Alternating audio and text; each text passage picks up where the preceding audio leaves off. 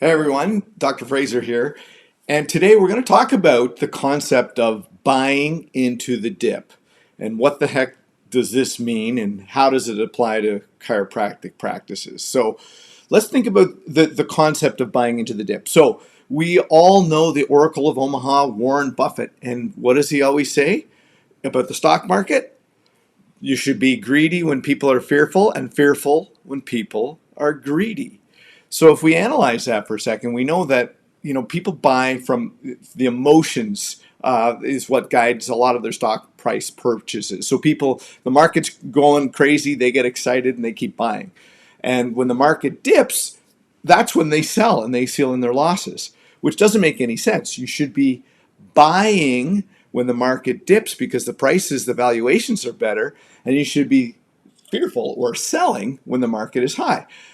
So let's apply this to a chiropractic practice. And the concept is we want to buy into the dip in the market. That's when we want to hit our investment strategy. So, in chiropractic practice, we typically have slow periods of time. Every office I've ever seen has periods that are typically slow. This could be summer when everybody is on holiday, so your market dips, okay, or your practice dips. This is sometimes back to school, okay, or maybe the first month in January, after the holiday season.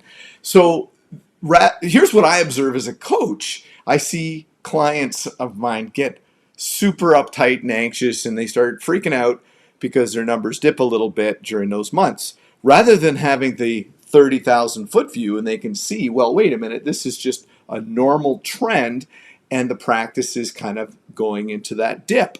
So why does that happen? Well, let's be real, guys. People have lives and busy lives. So summer, people are on holidays. They take the breaks. When the school's resetting, sometimes people are so busy in the first couple weeks of September or August, depending on where you're located, that they're organizing kids' schools, okay? It's not about you and your practice, it's just their busy lives. So rather than getting all uptight and worried that the doom and gloom, the sky is falling, let's take a moment to say, wait a minute, this is normal, and this is an opportunity to kind of almost reset a little bit because my practice is a little bit slower, so I've got a bit more time. And so maybe you can use this for a bit of a holiday yourself, right? Around my part of the woods, people go off hunting. So we traditionally take a week off in hunting season just because it's so quiet, right? Because people are so focused on those things. That's my point. The other thing that we should be looking at, if we get the concept of buying into the dip, this is a perfect time when the practice is a little quieter to be focusing on some of the strategic things in your practice.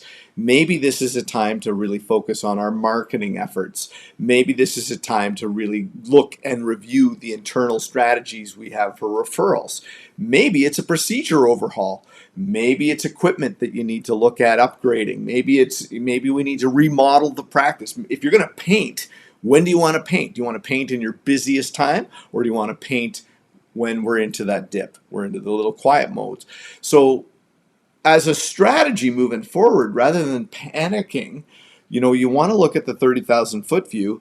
And when we see that we have a regular and expected dip in our practice, we can be calm and non-emotional about it, and we can reorganize our time and energy to put it to use effectively doing some of the things. This is the working on our practice opportunities, right? Not in our practice, because when we're so busy, we're often working in the practice. We've got no time for working on the practice.